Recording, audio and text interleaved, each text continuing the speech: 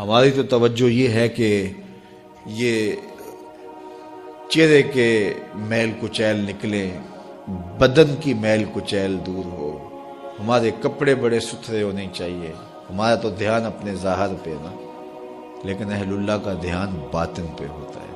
صوفیہ فرماتے ہیں کہ اندر صاف کرو۔ حضرت سلطان باہو بولے، دل کالے نالو منہ کالا چنگا، جے کوئی یہ رمز پچھانے ہو۔ اگر یہ رمز سمجھ میں آ گئی کہ منہ کالا ہو تو کوئی نہیں، دل کالا نہیں ہونا چاہیے۔ ابو لہب کا کیا معنی ہے؟ شعلے کی طرح چمکتا ہوا چہرہ رکھنے والا، اس کو اسی لیے ابو لہب کہتے ہیں۔ اس کا چہرہ ایسا چمکدار تھا تو اس وجہ سے اس کو ابو لہب کہتے تھے۔ تو چہرہ اس کا بڑا چمکدار تھا، دل کالا تھا، جہنم کا ایندھن بن گیا، قرآن نے پھٹکار ڈالی۔ اور ایک وہ بھی تھا جس کا دل صاف تھا لیکن بلال کا رنگ کالا تھا، اس کا اندر چٹا تھا باہر کالا تھا، اللہ اکبر، لیکن وہ تھا کرموں والا، وہ تھا رحمتوں والا اور حضور علیہ الصلوۃ والسلام کا متوالا۔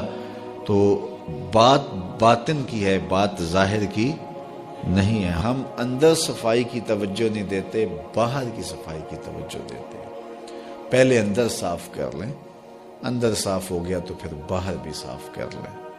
اور اگر باہر صاف ہے اور اندر میل کچیل ہے تو باہو بولے کہ دل کالے نالوں منہ کالا چنگا، جے کو یہ رمز پچھانے ہو۔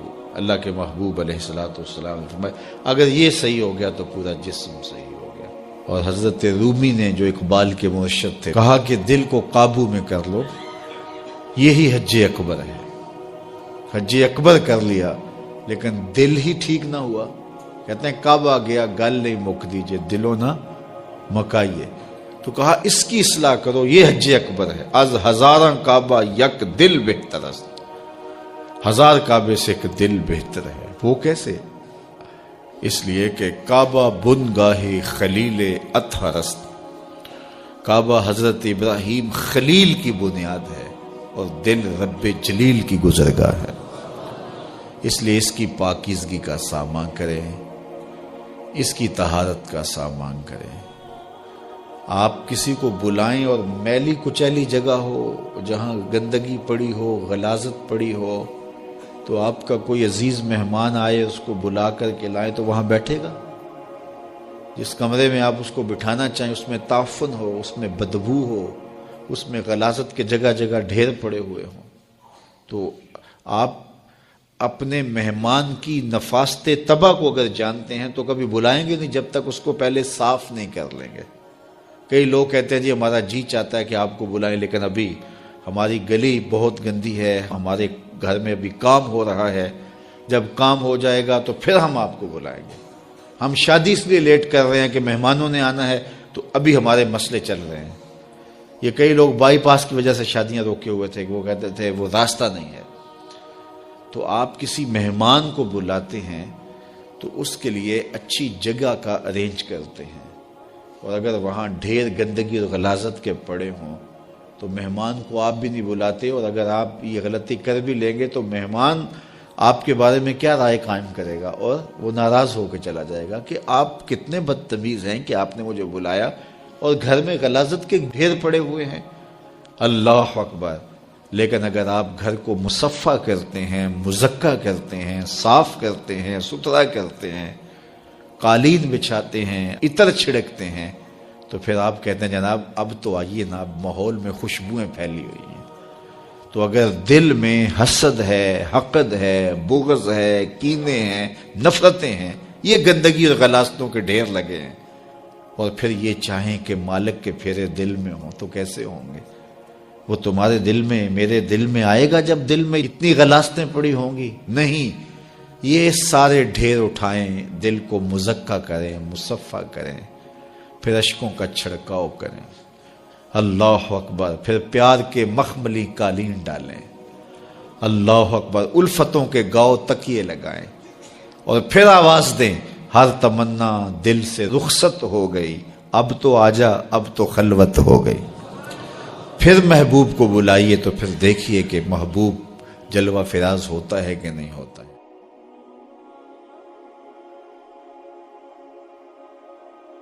مصر کے اندر حضرت موسیٰ علیہ السلام نے ایک کبتی کو تھپڑ مار دیا تھا، قرآن مجید کے دامن میں یہ واقعہ موجود ہے۔ تو آپ کی جلالت اور آپ کے زور کی تاب نہ لاتے ہوئے وہ وہیں ڈھیر ہو گیا اور اس کی موت واقع ہو گئی۔ تو مصر کے حالات کشیدہ ہو گئے اور حضرت موسیٰ علیہ السلام کو مصر چھوڑنا پڑا۔ تو وہ شہر مدین کی جانب جا رہے تھے کہ راستے کے اندر ایک کنواں تھا، وہاں کچھ لوگ اپنے جانوروں کو پانی پلا رہے تھے۔ تو حضرت موسیٰ نے دیکھا کہ دو پردہ دار خواتین ہیں، وہ اپنے جانوروں کو ایک سمت لیے کھڑی ہیں۔ سمجھ گئے کہ مردوں کے ہجوم میں آنا نہیں چاہ رہی، ان کا حیا مانے ہے۔ تو آگے بڑھے اور ان کے جانور ہانکے اور ان کو سیراب کیا اور پھر ان کی جانب ہانک دیے۔ وہ واپس گئیں اور اپنے والد بزرگوار سے کہا کہ ایک سال نوجوان جس کی آنکھوں میں شرم و حیا تھا، اس نے ہمارے ساتھ یہ مہربانی کی۔ تو ان کے والد گرامی نے کہا کہ جاؤ اس کو بلا کے لاؤ۔ قرآن مجید میں اس کا ذکر کیا گیا، فجاءتہ احداہما تمشی علی استحیاء، ان میں سے ایک خاتون حیا میں سمٹی ہوئی حاضر ہوئی۔ اس نے کہا کہ ہمارے والد گرامی آپ کو بلاتے ہیں، آپ نے ہمارے ساتھ جو مہربانی کی ہے اس کا وہ اجر دینا چاہتے ہیں۔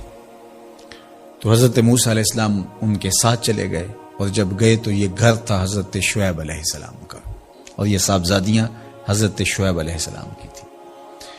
تو اس خاتون کا شرم و حیا کے ماحول میں حضرت موسیٰ علیہ السلام کو یہ کہنا اور چل کے اس انداز سے آنا، قرآن نے اس کی حکایت بیان کی ہے۔ تو خدا کو پسند ہے کوئی خاتون حیا کے ماحول میں آئے تو اللہ اس کی آمد کو اور اس کے آنے کو قرآن کا عنوان بنا دیتا ہے اور قرآن کی حکایت بنا دیتا ہے کہ جو خاتون حیا کے جوہر کی مالکہ ہو وہ اللہ کو کتنی اچھی لگتی ہے۔ اللہ اکبر۔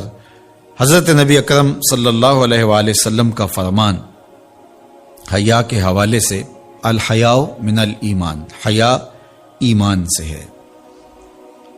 تو جتنے بھی ایماندار لوگ ہیں وہ پھر حیا کے جوہر سے مزین ہوں گے، مالا مال ہوں گے۔ آپ دیکھ لیجئے سب سے بڑے ایماندار تو میرے اور آپ کے آقا مولا ہیں، اور حضور کمواری لڑکی سے زیادہ حیادار تھے۔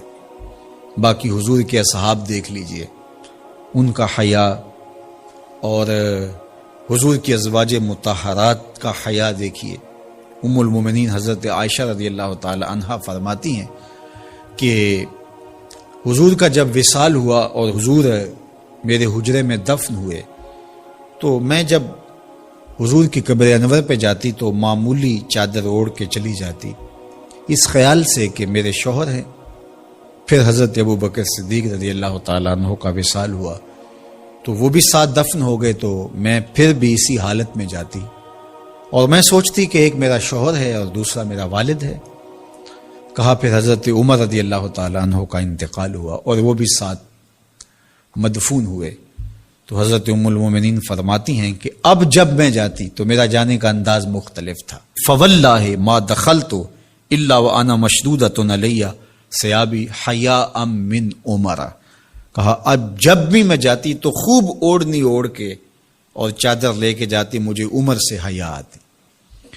یہ ام المومنین کا انداز زندگی ہے۔ مخدرات اسلام کو اس سے سیکھنا چاہیے۔ جو قبر میں دفن ہیں ان سے بھی یہ حیا کریں، جو مومنوں کی ماں بھی لگتی ہیں۔ اور آج یہ دلائل دیے جائیں کہ پردہ تو جناب دل کا ہوتا ہے، چہرے کا پردہ تو نہیں ہے۔ باقی کسی کو اپنی آنکھ میں شرم پیدا کرنی چاہیے۔ عورت کو کیا ضرورت ہے کہ وہ اپنے آپ کو ڈھانپ کے رکھے۔